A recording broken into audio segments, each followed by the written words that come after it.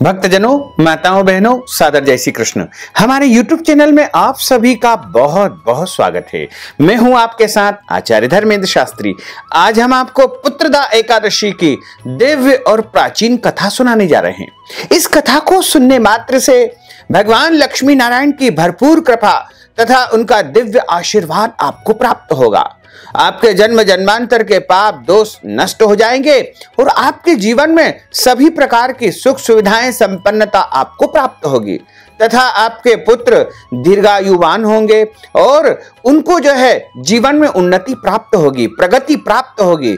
आपकी संतान यदि अभी तक नहीं है तो आपको संतान की प्राप्ति भी हो जाएगी। तो आपसे अनुरोध है कि इस कथा को अंत तक जरूर सुनिएगा और अधिक से अधिक लोगों को शेयर भी करिएगा। हमारे धर्म ग्रंथों और पुराणों में बताया है कि जितने भी व्रत होते हैं उनमें सबसे बड़ा व्रत यदि कोई होता है तो वो एकादशी का व्रत होता है। प्रत्येक वर्ष में 24 एकादशी आती है, लेकिन जिस बार अधिक मास आता है उस वर्ष 26 एकादशी होती है। प्रत्येक महीने में 2 बार एकादशी आती है, एक बार कृष्ण पक्ष में तथा दूसरी शुक्ल पक्ष में एकादशी आती है। दोनों ही एकादशी का व्रत प्रत्येक मनुष्य को करना चाहिए और एकादशी का व्रत करने से जन्म जन्मांतर के पाप दोष पीड़ाएं नष्ट हो जाती है तथा मनुष्य के पुण्यों का उदय होता है और जब पुण्य का उदय होता है तो उसे सांसारिक सुखों की प्राप्ति होती है। पुत्रदा एकादशी जो कि पोष माह के शुक्ल पक्ष की एकादशी को कहा जाता है और इस एकादशी का व्रत करने से या फिर इस एकादशी की कथा का श्रवण करने से निश्चय ही उत्तम संतान की प्राप्ति होती है और संतान की उन्नति और प्रगति भी निश्चित ही हो जाती है और संतान स्वस्थ रहती है, संतान की उन्नति और प्रगति भी निश्चित होती है।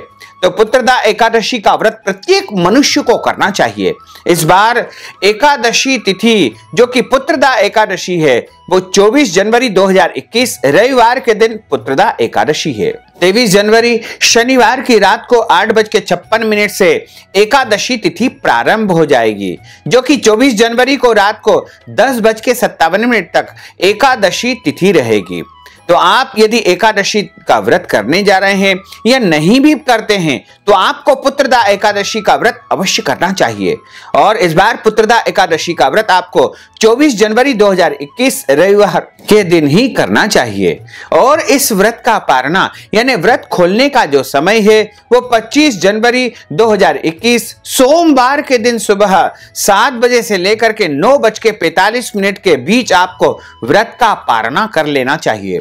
जो मनुष्य एकादशी का व्रत करता है उसको दशमी तिथि से ही नियम पालन आरंभ कर देना चाहिए, यानी दशमी तिथि के दिन शुद्ध और सात्विक भोजन करना चाहिए। भोजन में लहसुन प्याज का उपयोग बिल्कुल नहीं करना चाहिए तथा मांस मदिरा या अभक्ष भक्षण का उपयोग इस दिन बिल्कुल नहीं करना चाहिए और इस दिन प्रयास करना चाहिए कि एक समय आप भोजन करें और ब्रह्मचर्य व्रत का पालन करें तथा अगले दिन प्रातः काल यानी एकादशी तिथि के दिन 24 जनवरी 2021 रविवार को सुबह जल्दी उठे, ब्रह्म मुहूर्त में स्नान आदि नित्य कर्म से निवृत्त हो जाए। उसके बाद अपने घर के देवी देवताओं का जो नित्य आप पूजन करते हैं उसी विधि से आप पूजन कर ले और भगवान सूर्य देव को अर्घ्य अर्पित कर देवे। उसके बाद हाथ में जल लेकर के संकल्प करे, हाथ की मुद्रा इस प्रकार रखे, 3 बार विष्णु विष्णु का उच्चारण करे तथा कहे कि आज पोष माह के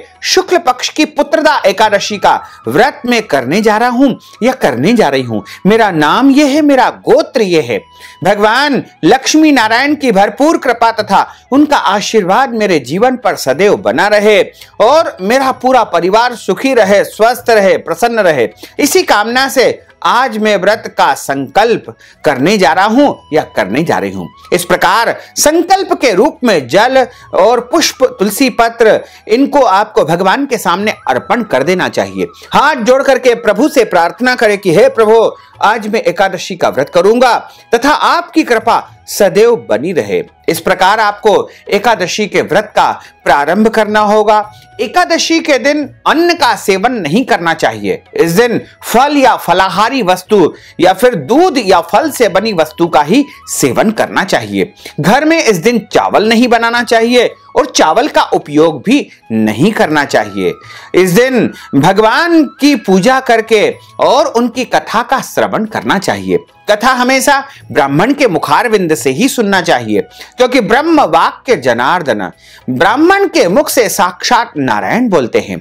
और कथा सुनने के बाद अपनी शक्ति, अपने सामर्थ्य के अनुसार ब्राह्मण को कुछ न कुछ दक्षिणा अवश्य देना चाहिए।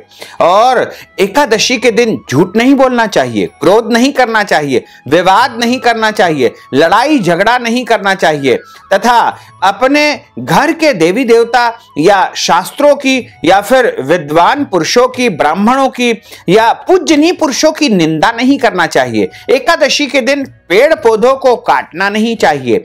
एकादशी के दिन घर के बड़े बुजुर्ग, सास ससुर, माता पिता का अपमान नहीं करना चाहिए। एकादशी के दिन गौ माता का अपमान नहीं करना चाहिए। एकादशी के दिन घर आए हुए याचक या मांगने वाले या जरूरतमंद व्यक्ति का अपमान नहीं करना चाहिए। अपनी सामर्थ्य और शक्ति के अनुसार कुछ न कुछ उनको दान पुण्य अवश्य करना चाहिए।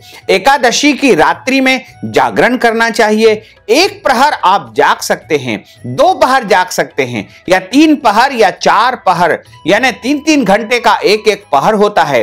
तो जितना पहर आप जाग सकते हैं उतना आपको जागरण करके भगवान के भजन तथा कीर्तन करना चाहिए। और एकादशी की रात्रि में ब्रह्मचर्य व्रत का पालन करना चाहिए। एकादशी के अगले दिन यानी 25 जनवरी 2021 सोमवार को व्रत का पारणा प्रातः 7 बजे से लेकर के 9:45 के मध्य आपको करना चाहिए। जो मनुष्य एकादशी का व्रत करता है उसे एकादशी के निमित्त ब्राह्मण को दान करना चाहिए, गौ सेवा के निमित्त दान पुण्य करना चाहिए, या फिर मंदिर में दान पुण्य अवश्य करना चाहिए। जब आप व्रत का पारणा करते हैं उस समय अन्नदान अवश्य करना चाहिए, या अन्नदान के निमित्त कुछ न कुछ नगद राशि भी आप प्रदान कर सकते हैं। इसके अलावा एकादशी के अगले दिन जो मनुष्य ब्राह्मणों को भोजन करवाता है उसे एकादशी का संपूर्ण पुण्य फल प्राप्त होता है। और एकादशी की कथा सुनने के बाद ब्राह्मण को अपनी श्रद्धा के अनुसार, अपनी भक्ति के अनुसार, अपनी भावना के अनुसार, अपने सामर्थ्य और शक्ति के अनुसार दान दक्षिणा अवश्य ही प्रदान करना चाहिए। तो अब हम आपको पुत्रदा एकादशी की दिव्य और ज्ञानमयी कथा सुनाने जा रहे हैं। कथा प्रारंभ करने के पूर्व भगवान गुरुदेव की स्तुति करेंगे तथा देवी देवताओं का आह्वान करेंगे। उसके पश्चात कथा का प्रारंभ करेंगे। बोलिए श्री लक्ष्मी नारायण भगवान की जय, श्री वृंदावन बिहारी लाल की जय, गोपाल कृष्ण भगवान की जय, राजाधिराज रामचंद्र भगवान की जय। गुरुर् ब्रह्मा गुरुर्विष्णु गुरुर्देवो महेश्वरा, गुरुः साक्षात् परब्रह्म तस्मै श्री गुरुवे नमः। श्री अखंड मंडलाकारं व्याप्तं येन चराचरं तत्पदं दर्शितं येन तस्मै श्री गुरुवे नमः। तस्मै श्री गुरुवे नमः। सच्चिदानंद रूपाय विश्वोत्पत्त्यादि हेतवे तापत्रय विनाशाय श्री कृष्णाय वयं नमः। कृष्णाय वासुदेवाय हरये परमात्मने प्रणतः क्लेशनाशाय गोविंदाय नमो नमः। वसुदेव सुतं देवं कंसचाणूरमर्दनं देवकी परमानंदं कृष्णं वंदे जगद्गुरुं। वरहपीडं नटवरवपुः कर्णयोः कर्णिकारं बिभ्रद्वास कनककपीशं वैजयन्तीं च मालां। रन्ध्रान् वेणोर्धरसुधया पूरयन् गोपवृन्दैः वृन्दारण्यं स्वपदरमणं प्राविशत गीतकीर्तिः। कस्तूरीतिलकं ललाटपटले वक्षस्थले कौस्तुभं नासाग्रे वरमौक्तिकङ्करतले वेणुः करे कङ्कणं। सर्वाङ्गे हरिचन्दनं सुललितं कण्ठे च मुक्तावलिं गोपस्त्री परिवेष्टितो विजयते गोपालचूडामणिं। वरहापीडं नटवरवपुः कर्णयो कर्णिकारं बिभ्रद्वास कनककपीशं वैजयन्तीं च मालां। रन्ध्रान् वेणोर्धरसुधया पूरयन् गोपवृन्दैः वृन्दारण्यं स्वपदरमणं प्राविशत गीत कीर्ति करारविंदेन पदारविंदम मुखारविंदेन विनिवेशयन्तीं वटस्य पत्रस्य पुटेशयानं बालं मुकुंदम मनसा स्मरामि। जय जय श्री राधा रमण, जय जय नवल किशोर, जय गोपी चित चोर प्रभु, जय जय माखन चोर। मात मेरी श्री राधिका, पिता मेरे घनश्याम, इन दोनों के चरणन में मेरा बारंबार प्रणाम, मेरा बारंबार प्रणाम, मेरा बारंबार प्रणाम। मोहिनी मूरत श्याम की वो मन रही समाय, जो मेहंदी के पात में लाली रही समाय। धन यौवन एक दिन उड़ जाएंगे जैसे उड़े कपूर, मन मूरख तू राम भज क्यों चाटे जगधूर। बोलिए श्री वृंदावन बिहारी लाल की जय, गोपाल कृष्ण भगवान की जय, श्री राधे रानी सरकार की जय। भक्तजनों, आज हम आपको पुत्रदा एकादशी की दिव्य और ज्ञानमयी कथा सुनाने जा रहे हैं। सनातन संस्कृति में प्रत्येक महीने की 11वीं तिथि को एकादशी का व्रत उपवास किया जाता है। यह तिथि अत्यंत पवित्र तिथि मानी गई है। प्रत्येक मास में 2 एकादशी आती है, एक शुक्ल पक्ष में, दूसरी कृष्ण पक्ष में। जो भक्त एकादशी का व्रत पूरे विधि विधान से करता है, उसके जीवन की समस्त मनोकामनाएं श्री हरि विष्णु अवश्य ही पूरी करते हैं। एक समय की बात है, महाराजा युधिष्ठिर ने भगवान कृष्ण को प्रणाम करके उनसे पूछा कि हे भगवान, आपने सफला एकादशी का महात्म्य बता करके बड़ी कृपा की है। अब कृपा करके मुझे बताइए कि पौष माह के शुक्ल पक्ष की एकादशी का क्या नाम है, उसकी क्या विधि है और उस दिन कौन से देवता का पूजन अर्चन किया जाता है तथा व्रत की विधि क्या रहेगी। आप कृपा करके विस्तार पूर्वक मुझे यह भी बताइए कि इस एकादशी की कथा क्या है।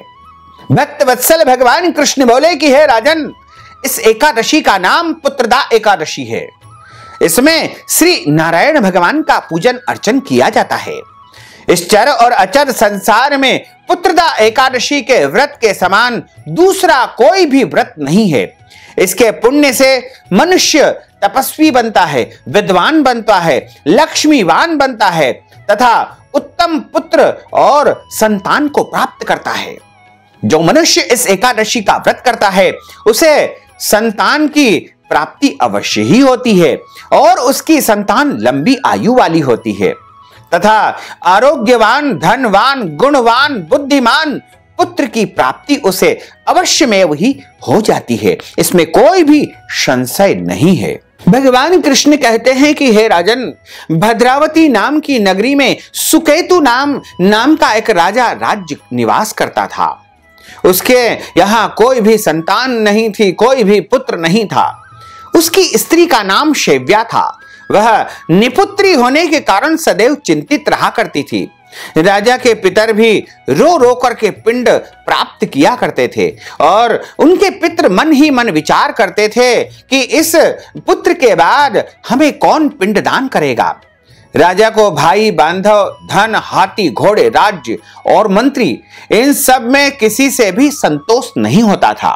हालांकि राजा के पास किसी प्रकार की कोई कमी नहीं थी, लेकिन बस कमी थी तो एक पुत्र की कमी थी, क्योंकि पुत्र के बिना संसार अधूरा माना जाता है। राजा पुत्र नहीं होने के कारण बड़ा चिंतित रहता था। वह सदैव यही विचार करता था कि मेरी मृत्यु के बाद मुझको और मेरे पितरों को पिंडदान कौन करेगा। बिना पुत्र के पितरों और देवताओं का ऋण मैं कैसे चुका सकूंगा। जिस घर में पुत्र न हो उस घर में सदैव अंधेरा ही रहता है। इसलिए पुत्र उत्पत्ति के लिए मुझे प्रयत्न करना चाहिए। जिस मनुष्य ने पुत्र का मुख देखा है वह धन्य है। इसको इस लोक में यश और परलोक में शांति प्राप्त होती है, अर्थात उसके दोनों लोक सुधर जाते हैं। पूर्व जन्म के कर्म से ही इस जन्म में पुत्र, धन आदि प्राप्त होते हैं। राजा इसी प्रकार दिन रात चिंता में लगा रहता था कि पुत्र प्राप्ति का क्या प्रयत्न करना चाहिए। आखिर कौन सा ऐसा उपाय है जिससे मेरे घर में पुत्र की प्राप्ति हो जाए। इस प्रकार का मन में विचार करते करते राजा के मन में भयंकर निराशा छा गई। एक समय तो राजा ने अपने शरीर को त्याग कर देने का निश्चय कर लिया, परंतु आत्मघात को महान पाप समझ करके उसने ऐसा नहीं किया। एक दिन राजा ऐसा ही विचार करता हुआ अपने घोड़े पर चढ़कर वन में चला गया तथा पक्षियों और वृक्षों को देखने लगा। उसने देखा कि वन में मृग, व्याघ्र, सुअर, सिंह, बंदर, सर्प आदि समस्त जीव जंतु भ्रमण कर रहे हैं। हाथी अपने बच्चों और हथिनियों के बीच में घूम रहा है। इस वन में कहीं तो गीदड़ अपने कर्कश स्वर में बोल रहे हैं, कहीं उल्लू ध्वनि कर रहे हैं। वन के दृश्यों को देख करके राजा सोच विचार में लग गया। इसी प्रकार आधा दिन उसका व्यतीत हो गया। वह विचार करने लगा कि मैंने कई यज्ञ किए हैं, ब्राह्मणों को स्वादिष्ट भोजन से तृप्त किया है, फिर भी मुझको दुख प्राप्त हुआ है। आखिर क्यों हो रहा है? मैंने सभी प्रकार का दान किया है, पुण्य किया है, लेकिन फिर भी मुझे यह कष्ट क्यों हो रहा है? राजा प्यास के मारे अत्यंत दुखी हो गया और पानी की तलाश में इधर उधर भ्रमण करने लगा। थोड़ी दूरी पर उस राजा ने एक सरोवर को देखा। उस सरोवर में कमल खिले हुए थे तथा सारस, हंस, मगरमच्छ आदि उस सरोवर में विहार कर रहे थे। उस सरोवर के चारों तरफ मुनियों के बड़े बड़े आश्रम बने हुए थे। जैसे ही राजा ने सरोवर और आश्रम को देखा तो राजा के दाहिने अंग फड़कने लगे। राजा उसको शुभ शकुन समझ करके घोड़े से उतर करके मुनियों को दंडवत प्रणाम करके वहां पर जाकर के बैठ गया। राजा को देख करके मुनियों ने कहा कि हे राजन, हम तुमसे अत्यंत प्रसन्न है। तुम्हारी क्या इच्छा है? बोलो, क्या चाहते हो? वह अपने मन में जो भी है वह हमारे सामने प्रकट कर दीजिए। राजा ने पूछा कि महाराज, आप कौन हैं और किस लिए यहां पर आए हैं? कृपा करके बताइए। मुनि कहने लगे कि हे राजन, आज संतान देने वाली पुत्रदा एकादशी है। हम लोग विश्वदेव है और इस सरोवर में स्नान करने के लिए आए हैं। यह सुनकर के राजा कहने लगे कि महाराज, मेरे यहाँ कोई भी संतान नहीं है। यदि आप मुझ पर प्रसन्न है तो मुझे बस एक ही वरदान दे दीजिए कि मेरे यहाँ पुत्र की प्राप्ति हो जाए, क्योंकि मेरे यहाँ संतान नहीं होने से मैं अत्यधिक दुखी हूं। मुनि बोले कि हे राजन, आज पुत्रदा एकादशी है, आप अवश्य ही इसका व्रत करें। भगवान की कृपा से अवश्य ही आपके घर में पुत्र की प्राप्ति हो जाएगी। राजा ने उन मुनियों के चरणों में प्रणाम करके निवेदन किया कि हे मुनिवर, आप कृपा करके मुझे बताइए कि पुत्रदा एकादशी का व्रत मुझे किस प्रकार करना चाहिए, तो मुझे इसका पूरा पूरा फल प्राप्त हो और मेरे यहाँ पुत्र की प्राप्ति हो जाए। मुनियों ने राजा को निर्देश दिया कि पुत्रदा एकादशी है, आपको पूरे दिन जो है निर्जला निराहार इसका व्रत करना चाहिए। यदि आप ऐसा नहीं कर सकते हैं तो फलाहार करके भी आप व्रत कर सकते हैं। तो आप यदि निर्जला निराहार करेंगे तो इसका पूरा पूरा पुण्य फल आपको प्राप्त होगा। साथ ही रात्रि में जागरण अवश्य करें और अगले दिन द्वादशी तिथि समाप्त होने के पहले आपको व्रत का पारणा कर लेना चाहिए। इस प्रकार मुनियों ने राजा को निर्देश दिया। राजा ने मुनियों की आज्ञा को स्वीकार करके पुत्रदा एकादशी का व्रत किया और द्वादशी तिथि समाप्त होने के पहले पहले अगले दिन उसने विधिवत पारणा कर लिया। इसके पश्चात मुनियों को प्रणाम करके राजा अपने महल में पुनः चला गया। कुछ समय व्यतीत होने के बाद उसके घर में उसकी जो रानी थी वह गर्भवती हो गई और प्रभु की कृपा से 9 महीने के पश्चात उनके यहाँ एक पुत्र का जन्म हुआ। वह राजकुमार अत्यंत शूरवीर था, विद्वान था, ज्ञानी था, यशस्वी था, प्रजा का पालक हुआ और बड़ा होने पे उस राजा ने अपने उस विद्वान और ज्ञानी पुत्र को ही राजकुमार से राजा बना दिया और स्वयं वन में चला गया।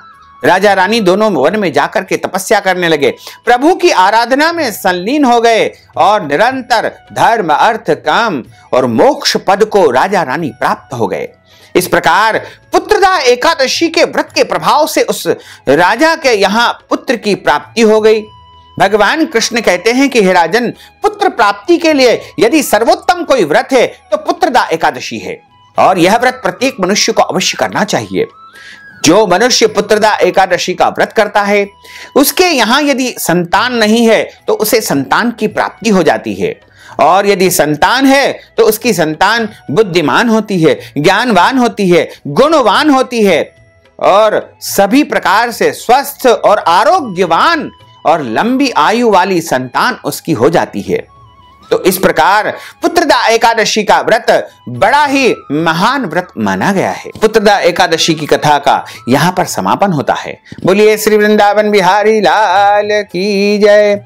अच्युतम केशवम राम नारायणम कृष्ण दामोदरम वासुदेवम हरे श्रीधरम माधवम गोपिका वल्लभम श्री जानकी नायकम श्री रामचंद्रम भजे जानकी मनोहरम सर्वलोक नायकम श्री शंकरादि सेवितम पुण्य नाम कीर्तनम श्री राम राम राम राम राम नाम तायकम रामा कृष्ण वासुदेवा भक्ति मुक्तिदायकम रामा कृष्ण वासुदेवा भक्ति मुक्तिदायकम रामा कृष्ण वासुदेवा भक्ति मुक्तिदायकम रामा कृष्ण वासुदेवा भक्ति मुक्तिदायकम। बोलिए द्वारकाधीश भगवान की जय। श्री वृंदावन बिहारी लाल की जय। गोपाल कृष्ण भगवान की जय। श्री राधे रानी सरकार की जय। श्री गिरिराज धरण की जय। श्री वल्लभाधीश की जय। श्री यमुने महारानी की जय। श्री गुसाई जी महाराज की जय। धर्म की जय हो, अधर्म का नाश हो,